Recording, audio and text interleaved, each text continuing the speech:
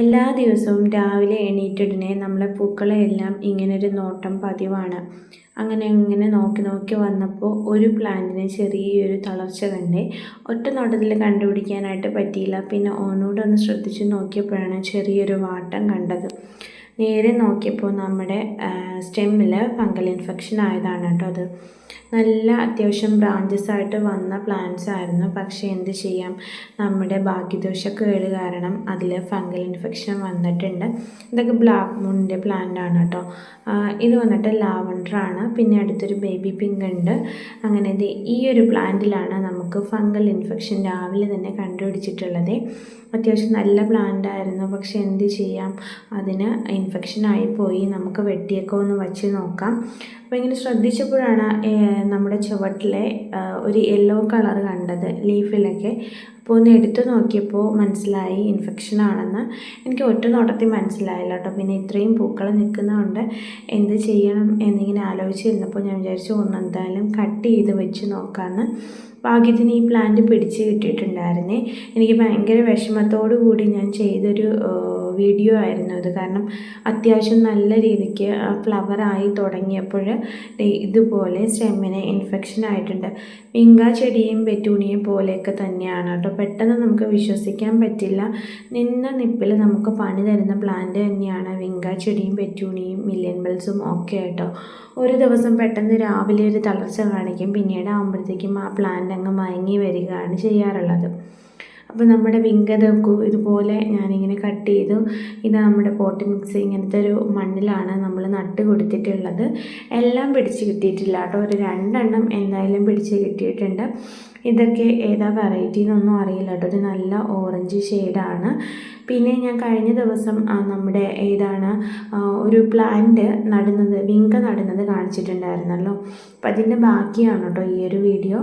ഇത് എന്നോടൊരാൾ ചോദിച്ചിട്ടുള്ള വിങ്കയുടെ പ്ലാന്റ് ആണ് കേട്ടോ. അപ്പോൾ ഞാൻ അതിനെ കട്ട് ചെയ്തിട്ട് വയ്ക്കുകയാണ്. ഇത് കട്ട് ചെയ്ത് വെച്ച് 2 ദിവസം കഴിഞ്ഞപ്പോൾ എൻ്റെ ഇതിൻ്റെ മദർ പ്ലാന്റും കംപ്ലൈൻ്റ് ആയിപ്പോയി. അതാണ് ഏറ്റവും വലിയ ട്വിസ്റ്റ് എന്ന് പറയുന്നത്. എന്തായാലും അതും എല്ലാം കൂടി ഞാൻ കട്ട് ചെയ്ത് പറക്കി വെച്ചിട്ടുണ്ട്. ഈ വിങ്ക ചെടി സത്യത്തിൽ വളർത്തുന്നത് കുറച്ച് പാട് തന്നെയാണ്. കാരണം എപ്പോഴും അഴുകലും ഒക്കെ തന്നെയാണ്. നമ്മളെ വെള്ളത്തിൻ്റെ അളവോ കാര്യങ്ങളോ എന്തെങ്കിലും ഒന്ന് കൂടിപ്പോയി കഴിഞ്ഞാൽ അപ്പോഴേ സ്റ്റെമ്മിൽ ഫംഗൽ ഇൻഫെക്ഷനാണ് വരാറുള്ളത്. അതുപോലെ തന്നെ ചാറ്റൽ മഴ പോലുള്ള എന്തെങ്കിലും വീണ് കഴിഞ്ഞാൽ അപ്പോഴേ നമുക്ക് വിങ്ക ചെടി പണി തരും.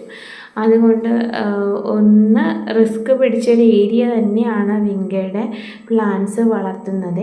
ഒരുപാട് നല്ല രീതിക്ക് വളർത്തുന്ന ആൾക്കാർക്കൊക്കെ പെട്ടെന്ന് മദർ പ്ലാന്റ്സ് ഒക്കെ ഒരുപാട് പോകാറുണ്ട്.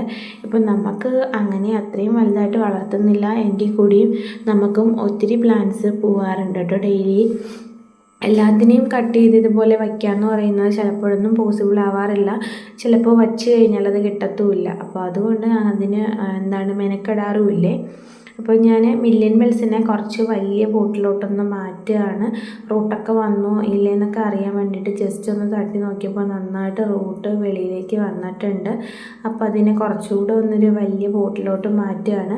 നമ്മൾ വയ്ക്കുമ്പോഴേ ഏറ്റവും വലിയ പോട്ടിലേക്ക് വച്ച് കഴിഞ്ഞാൽ കുറേ വെള്ളമൊക്കെ കോരി ഒഴിക്കുമ്പം നമ്മുടെ പ്ലാന്റ് ഡാമേജ് ആയി പോകും. അതുകൊണ്ട് വയ്ക്കുമ്പം കുറേശ്ശെ സൈസ് കൂട്ടി വേണം പ്ലാന്റ്സിനെ നമ്മൾ മാറ്റിക്കൊണ്ട് വരാനായിട്ട്. ഒറ്റയടിക്ക് ചെയ്യുന്നവരും ഉണ്ട് കേട്ടോ. അങ്ങനെ ചെയ്യുമ്പോൾ എന്തായാലും വെള്ളത്തിൻ്റെ അളവും കാര്യങ്ങളും ഒക്കെ ശ്രദ്ധിക്കണം. നമ്മുടെ അച്ചീവ്നെസ് പ്ലാന്റ്സിൻ്റെ ഒരു വീഡിയോ കഴിഞ്ഞ ദിവസം ഇട്ടിരുന്നപ്പോൾ ഒരു ഡൗട്ട് വന്നു, മഴയത്ത് വെക്കാമോ എന്ന്. അച്ചീവ്നെസ് പ്ലാന്റ് മഴയത്ത് വെക്കുന്നത് കൊണ്ട് കുഴപ്പമൊന്നുമില്ല കേട്ടോ. ഞാനും മഴയത്ത് തന്നെയാണ് വെച്ചിരുന്നത്. മഴയത്ത് വെച്ചിരുന്നപ്പോൾ തന്നെയാണ് അതിൻ്റെ അടിയിലുണ്ടായിരുന്ന ബൾബിൽ നിന്ന് തളിർപ്പുകൾ വന്നിട്ട് പ്ലാന്റ് ഇപ്പോൾ അതുപോലെ ബുഷായിട്ട് നിൽക്കുന്നത്.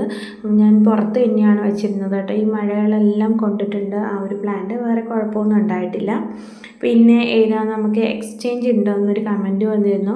എക്സ്ചേഞ്ച് ചെയ്യാൻ നമുക്ക് ബുദ്ധിമുട്ടൊന്നുമില്ല കേട്ടോ. പക്ഷേ ഈ പറഞ്ഞ കൂട്ടിന് ഞാൻ പറഞ്ഞല്ലോ, നമ്മൾ അങ്ങനെ ഒത്തിരി പ്ലാന്റ്സിനെ നമ്മൾ ആക്കി എടുത്തിട്ടില്ല. അപ്പോൾ ഞാൻ പറയുമ്പോൾ എല്ലാവർക്കും ഭയങ്കര ഡൗട്ടാണ്, അങ്ങനെയാണെങ്കിൽ നമ്മൾ എല്ലാ പ്ലാന്റ്സും സെയിലിനായിട്ട് കൊണ്ടുവരില്ലേ.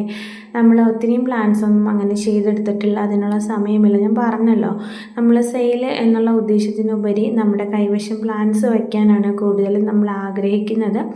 അതിൻ്റെ ഇടയിലാണ് ഇങ്ങനെ കുട്ടി കുട്ടി സെയിലും കാര്യങ്ങളൊക്കെ നടത്തി പോകുന്നത്.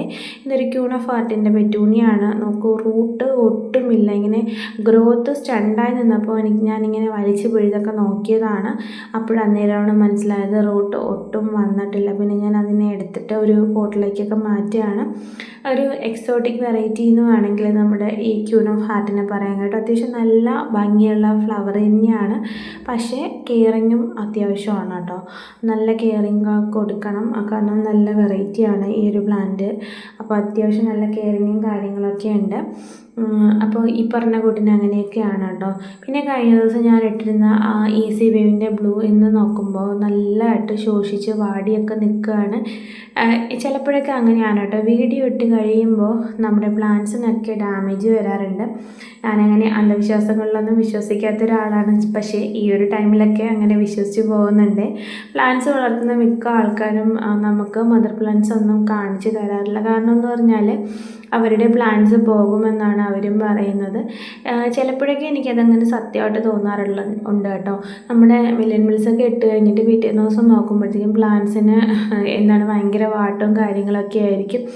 അതുകൊണ്ട് ചിലപ്പോഴൊക്കെ എനിക്കതിങ്ങനെ സത്യമായിട്ട് തോന്നാറുണ്ട്. അപ്പോൾ നമ്മുടെ പ്ലാന്റ്സ് എല്ലാം നമ്മൾ പോട്ട് ചെയ്ത് കഴിഞ്ഞു. നമ്മുടെ മില്യൺ മിൽസൊക്കെ ഒന്ന് പോട്ട് ചെയ്ത് വെച്ചിട്ടുണ്ട്.